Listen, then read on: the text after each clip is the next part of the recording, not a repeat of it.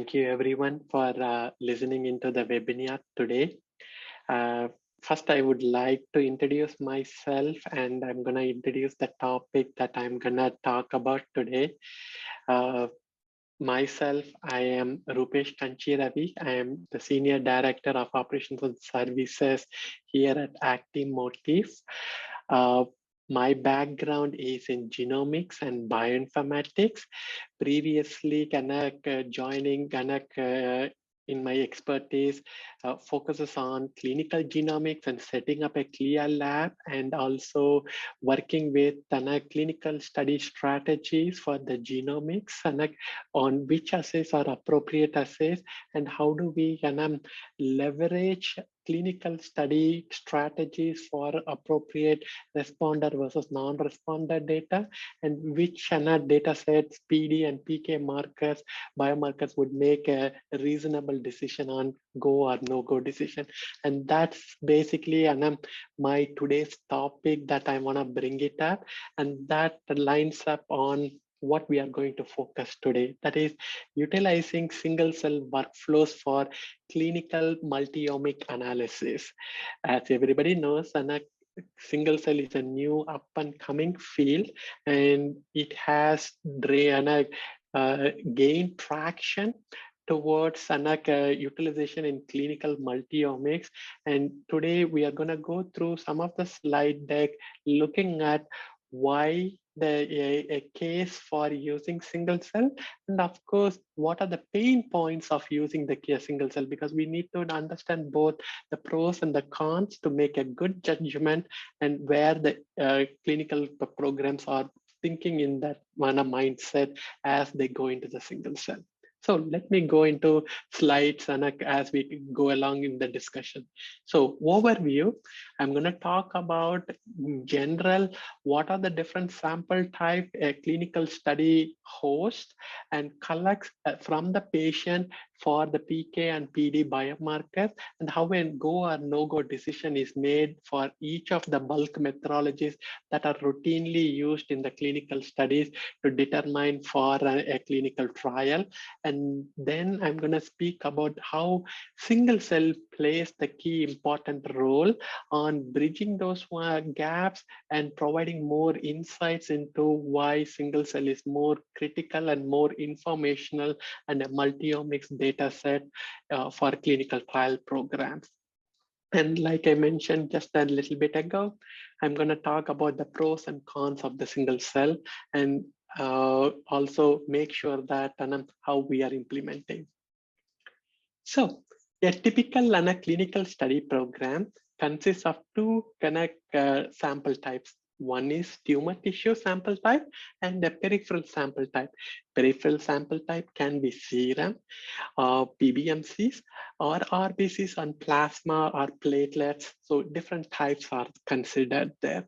So why are we actually collecting these kind of two sample types? One is to look at peripheral biomarkers, and of course, we want to look at on-target biomarkers, where on the site of action of the tissue, what kind of activity does each target has for the target response. So definitely looking at both of those ones would give the whole picture, because we want to understand at the site of action, what kind of biomarker, what kind of target response is there. So what are the traditional ways of looking at it? On tumor, protein expression is one of the key biomarker that the FDA looks for in a data set.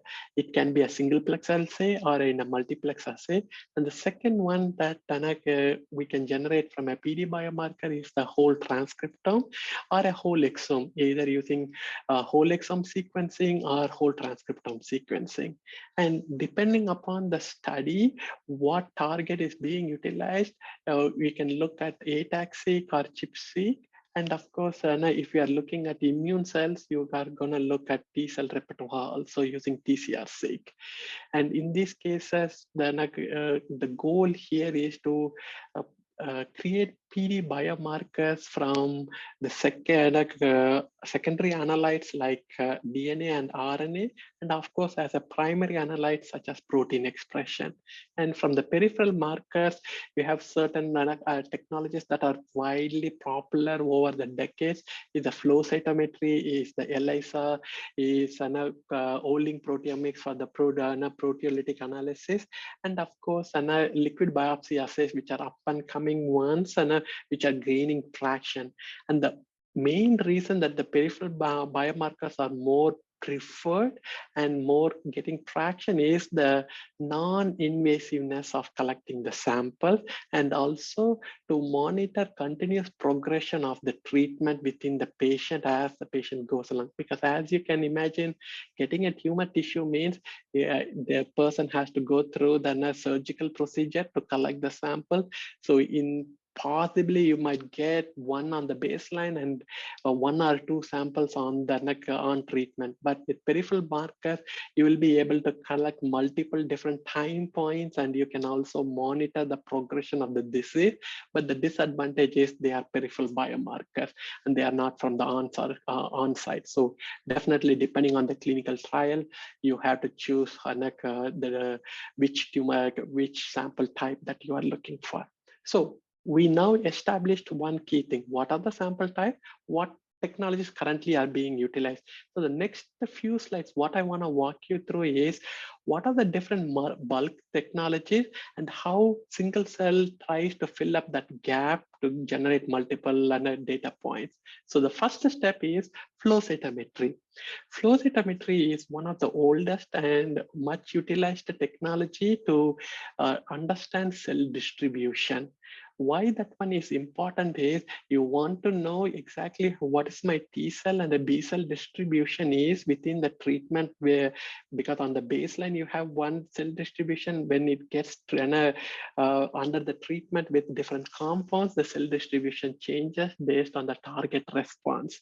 And traditionally you have like 8 to 12 colors, so each panel can be validated for the indication or the tissue type where they are actually be more effective for the biomarkers. So here you can see a snapshot of the publication which talks about how CD45 with PDL1 marker gives you a good differentiation of the cell distribution within the patient population. The disadvantage is every time you want to do a flow cytometry for a new panels, you want to validate that one. Of course, it takes into the time course also, because you need to make sure the number of replicates are there, and also to make sure that the data is has a very tight technical error, so it's less than 10% and CV is also there. And good thing about the flow cytometry is quick turnaround time. Samples can be processed and data can be generated within a 72-hour period. So good points on it, but it's a traditional one. It's a simple one where gating process can be done with 50,000 cells, a very stable assay. Second assay, which has been there for a long time and which is one of the favorites for the pathologist, is the immunohistochemistry assay. Couple of reasons why it is most favorite. One is it is one of the assays where you can measure protein expression on the site of the target. So if you have a tissue section from the tumor and you use a H&E stain and an IHC stain, and you are observing the tumor infiltrating immune cells, and also the biomarker that you are targeting with an antibody that is specifically focused on it, you can easily identify those biomarkers, and you will have an appropriate data point. And the key thing is there is no amplification. It's a 1-to-1 ratio. So definitely that gives a good scoring pattern. And this scoring pattern has been set up by the pathologist long time ago with a rating from 0 to 3. And it gives them the appropriate data point saying what is the percentage of tumor cells within a tissue type based on the target response. You can easily measure up that ratio and scoring pattern. And the key thing is It has good appropriate controls, and I'm starting with positive and negative so that you can differentiate clearly what kind of response then your target is looking at. So now we spoke about two assays so far, flow cytometry and IHC. Fantastic. Small focus, 8 to 12 markers in flow cytometry, 1 to 2 or 1 to 5 markers in the IHC. But is that enough? You can take a look at any single cell mechanism. It would be hard to identify a cancer type or any disease condition is caused by one biomarker. Yeah, always you have to look at all the genes or the proteins that are on the top of the stream and the downstream of the cell signaling pathway. Any upregulation or downregulation of any of those genes would play a key role in the appropriate PD biomarker. So ideally, you would like to expand that panel as much as possible to get an appropriate peripheral biomarker data. And that's where proteolytic analysis like ELISA, which has been traditionally being utilized because of the appropriate positive and negative controls and has very tight batch effect, batch to batch variation. So apart from ELISA, another methodology that is being traditionally utilized and which came in the last few years is the Olink proteomics panels. And in both of those conjecture is that it's not based on one biomarker or two biomarker. You can see, you can go up to 48 to 96 or to 384 biomarkers in one panel. So that gives you a broader range of all of the different types of protein expression biomarkers that you can take a look at from a single sample with a low input material, where you can truly say, from this sample type, what are my proteins that are upregulated and downregulated, and it gives you a good baseline versus the on-treatment one. So you can easily identify what are my responder biomarkers and non-responder biomarkers. And it is also with ELISA, if you are looking at it, it's a quantitative measurement also, so that you can easily quantitate based on the dose response curve, how my methodology is working. But it's still a bulk methodology. The other next bulk methodology that I want to bring your attention to is the genomic space. Yes, this is the most important one because not just because it's my background that I am saying that it's important, but also it's important because it gives you a wide flavor. If you look at whole transcriptome sequencing, it gives you information for the 20,000 genes. If you are looking for a whole exome, it'll give you the same number of point mutations or copy number or fusions within that area also. So it gives you a breadth of information where you can understand what is the if your protein is being expressed, is that translates to the gene expression, and is it translates to the predictive DNA biomarkers, also the mutations, because that makes it very clear, a strong point when we are presenting a case study that my biomarker, I have data set on protein, and I have a data set at the RNA level, and I have a data set at the DNA level. So all three, predictive, expressed, and transcribed data sets are available in one pool of the sample set. So it gives you a nice data where you have comprehensive information. Key point is they're all coming from different sample types. That is, it's not one sample giving you all the data set. It is multiple sample sets, different technologies. So there is technical variations also taken, should be taken into consideration. So before I talk into the single cell, I want to walk you through the last couple of bulk methodologies. One is the TCR-Seq, which is basically looks at clonal frequency using the TCR repertoire. Then the second one is the plasma kind of utilizing the cell-free DNA for targeted mutation panels. Yes, they both can be utilized for MRD and disease monitoring, which gives them the nice flavor. And right them, they are gaining traction in the bulk methodology because of the reason I mentioned, because they are non-invasive methodologies. So good point to remind everybody that these are a good methodologies to focus on when tumor samples are not available. So this slide, I want to just summarize the whole of the things that we discussed in the last few minutes.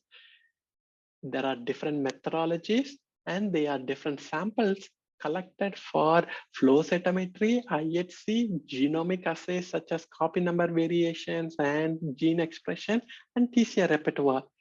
The key thing is when you give this to a clinical statistician, they are going to calculate the assay variability, assay kind of technical errors, which could be a factor that needs to be taken before putting all the data sets together, giving a multiomics data set and saying, what is there at my protein level, what is there at my RNA level, and what's there on the DNA level. So it's different methodologies could add up additional technical errors also. And this is where the next generation of the technology single cell comes into play. The concept, I like this one here, is this particular publication which has a schematic diagram representing the single cell workflow. One tumor tissue and one peripheral biomarker will yield a breadth of information, avoiding multiple different technologies and sharing of the material with other technologies. So it rules out both those key variable factors.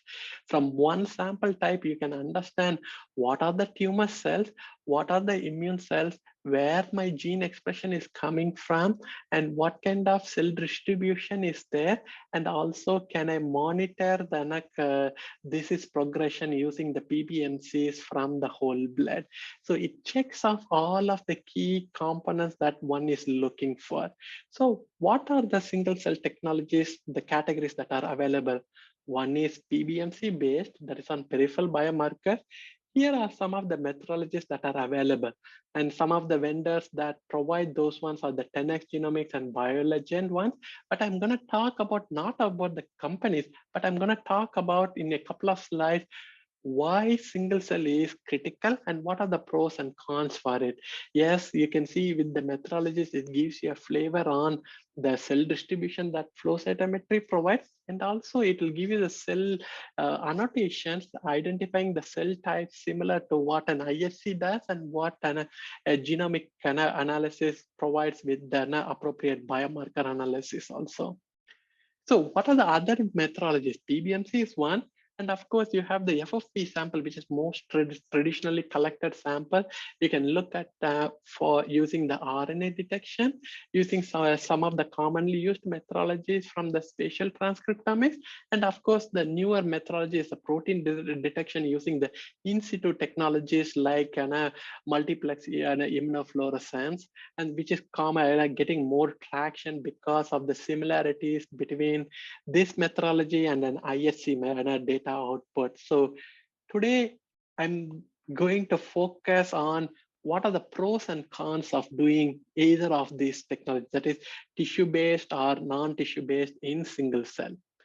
In a couple of minutes, I want to walk you through these two key things, right? The key part is PBMCs, let's say peripheral markers.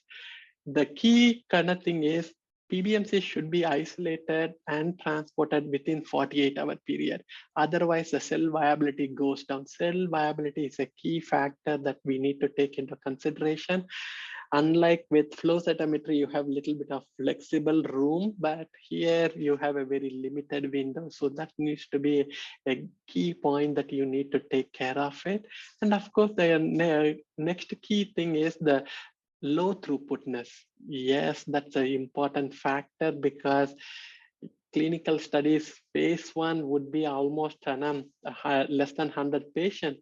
But as soon as you go into the phase 2 and phase 3, you are looking at hundreds of samples. So running a single cell for a phase 2 study becomes more tedious to do or time consuming one, depending on how many batches of samples you want to run. And of course, you have batch to batch variability to take into consideration. And the key point that I want to leave all of you with a con is the lack of appropriate quality control samples, because it becomes key that most of the bulk methodologies thrive on the factor that they have appropriate controls. There is almost every positive control or negative control or cell type that has been repeatedly studied and extensively investigated. Here, that is like single cell is a new up and coming one. It is still lacks those kind of controls and needs appropriate controls here to put in place. And of course, doing a quantitative analysis and comparing that to the reproducibility from each of the bulk methodologies would add up that key factor. Coming to the tissues, key difference that I want to mention is that it's a laborious workflow. Whichever methodology that you are going to take from the spatial transcriptomics, it's going to take a subject matter expert from the histopathology lab and the genomics lab, along with the bioinformatician, working together to reproduce the data set. So definitely it's something to take into consideration. And with new inventions coming in every other day, I'm sure that this could be improved in a way where it's a simple plug and play.